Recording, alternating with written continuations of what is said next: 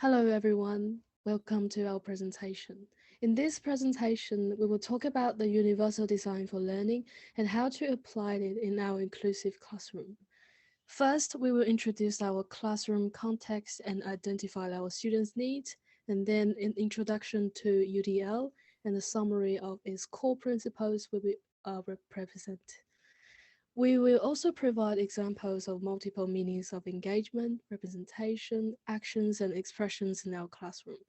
At last, we will provide one mathematical lessons about 3D shapes to show how we could make good use of UDL in a classroom.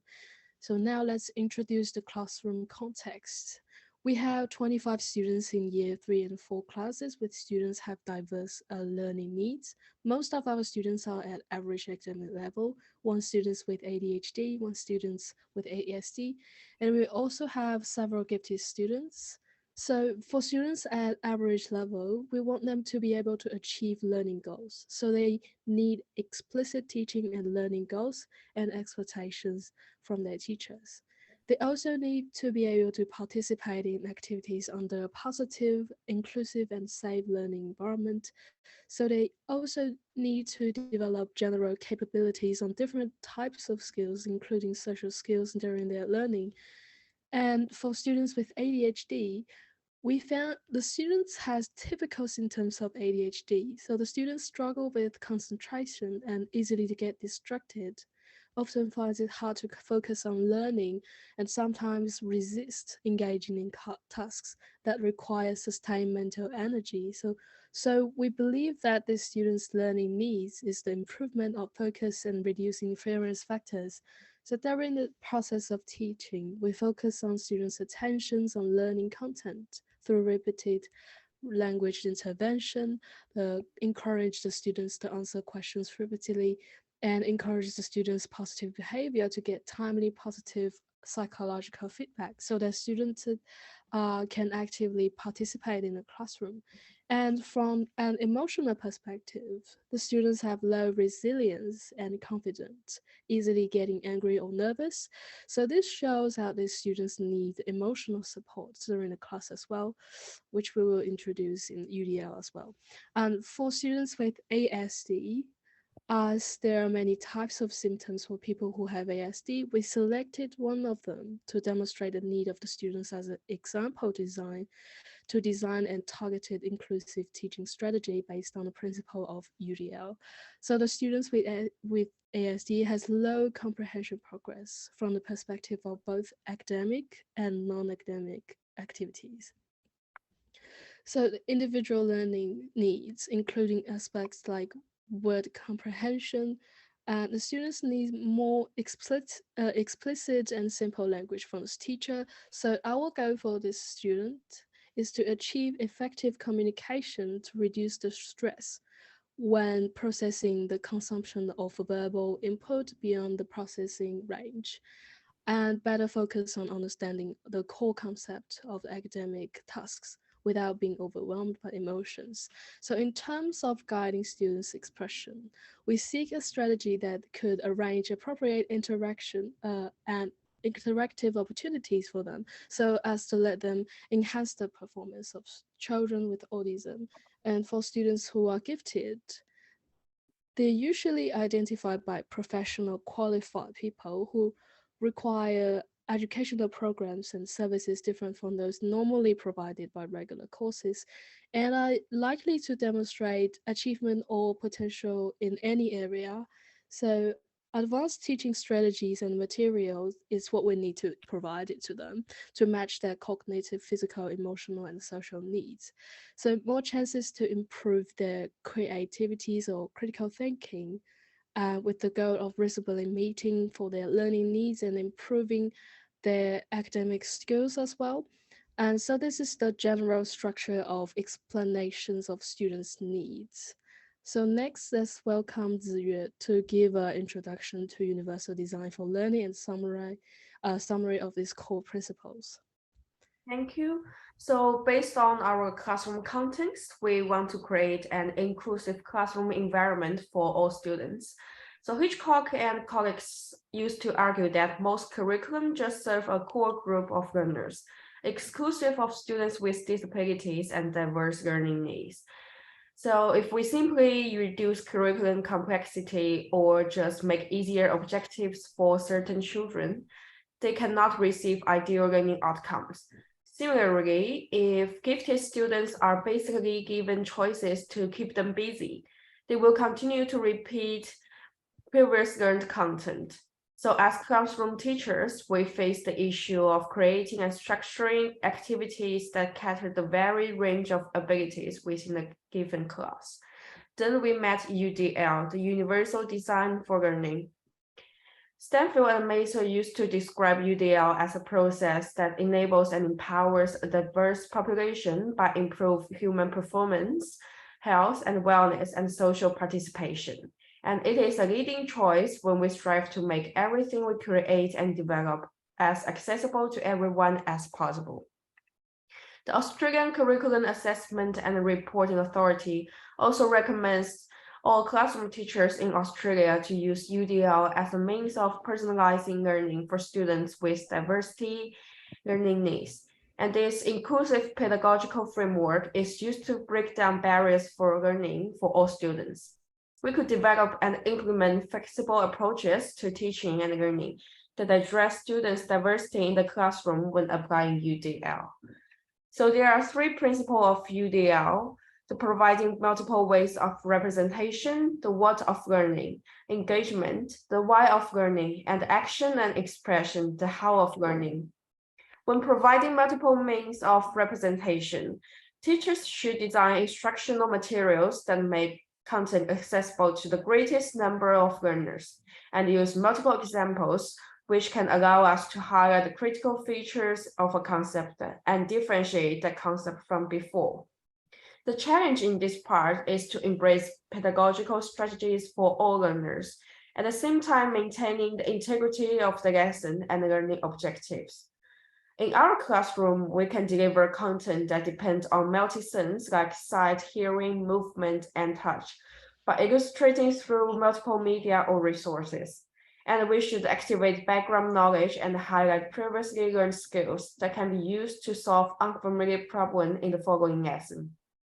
In conclusion, it is essential to provide multiple entry points to a lesson and optional pathways through the content. The principle of actions and expression is goal-directed and respect difference. It allows students to respond to and navigate tasks in a variety of ways which show their sense of ownership. And teachers should let students be able to access to a wide range of adequate support that they can use to shape their thinking in the way they want. The area of actions and expression helps students to overcome barriers to the learning process. And for example, in our classroom, we should provide scaffolds that can gradually be released with increased independence and skill. We should encourage students to respond to and navigate through a variety of methods, and we should give differentiated feedback based on individual needs. We should also provide multiple examples of solutions to questions, like we share the ideas with the student or among the students. Within the UDL framework, students' engagement is usually led by the use of the other principle. So we need to use creative, hands-on, and meaningful instruction can stimulate students' interest and their motivation to learn is increased. When students' developmental levels and prior knowledge are considered and supported, the intrinsic motivation in students is increased. For example, to apply UDL in our classroom, the teachers should be aware of and control any possible anxiety or threat to students when launching the activity. And during the class, the teacher should contain a variety of open-ended and I wonder questions. When it comes to how students might approach the task, we should include every opportunity of individual choice. And we should vary demands and resources to optimize challenges. Moreover, we also need to foster collaboration and community. Now I'll hand to Yiwei for the classroom example. Thanks. I will explain how UDL can be applied in real-life class by using example of math lesson focusing on 3D shapes. According to the Victoria Curriculum's Level 3 Math Shape Standard, VCMMG 142, USP students need to make models of three-dimensional objects and describe key features. For the introduction part, I will start with asking questions like, have you ever seen any 3D shapes in real life? Give me an example to link students' prior knowledge and real-life situations with 3D shapes, thus making abstract concepts easy to understand. Then I will present 3D shapes in diverse ways, such as showing them pictures of objects, buildings, etc., to find what kind of 3D shapes they are. Using My Shapes book, Learn 3D Shapes picture book, written by Maria. Having them watching a cartoon video clip with subtitles, introducing main features of 3D shapes, including faces, edges, and vertices, and so forth. To elaborate, questions are used to activate students' prior knowledge of 3D shapes and are embedded in the lesson to help students make connections with related and already mastered concepts. This can enhance students' engagement as students' interests and motivation are increased by providing linkages between learning and real-life situations. Moreover, by representing the content of 3D shapes in multiple and flexible formats, such as text, visual, and auditory, potential barriers to learning have been removed. It not only enables access for a broader range of learners, but also enables deeper engagement with that concept. For the main activity part, students are invited to self-choose what kind of materials they want to use, such as Play-Doh, straws, sticks, blocks, paper, color pencil, and textures, online 3D shapes making tools by using iPads and laptops, etc. And they are also encouraged to self-decide what 3D shape or shapes they want to make, such as a sphere, cube, coin, cylinder, pyramid, prism, etc. By providing students with various choices and ways to express what they know and acquire about 3D shapes, they are challenged at their own level, not a predetermined level by the teacher based on assumptions about ability and disability, thereby promoting their intrinsic motivation and engagement, and ultimately their overall academic performance. For the conclusion part, students are encouraged to form small groups to demonstrate the 3D shape or shapes they have made by describing the process of making and the main features of the 3D shapes, thus creating an engaging and collaborative learning environment. Finally, students will be invited to share with the whole class, and then I will wrap up and discuss 3D shapes features with the whole class to wrap up this lesson. Inclusion should not only contain academic inclusion, but also social inclusion. By participating in the group demonstration and explanation of 3D shapes that they have made, on one hand, full and equal participation in academic learning activities and curriculum within the classroom is achieved. On the other hand, the opportunity to interact with peers is offered in the classroom, thus having a sense of belonging and acceptance within the learning community. Additionally, engagement also includes social interactions and collaborations with peers during the learning process if the students are motivated to learn in that way. This lesson caters for all students in our class. To be specific, by applying UDL in this math lesson, students with ADHD can keep his attention by using his favorite materials and ways to self-made 3D shapes.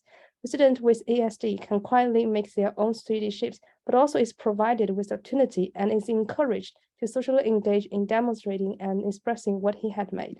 Several gifted students can self-choose to make more difficult 3D shapes, such as pentagonal prism, hexagonal pyramid, octahedron, etc., by using either hands-on materials or digital online 3D shapes tools. Original students can self-select to make sphere, cylinder, cube, coin, etc., by using any hands-on materials.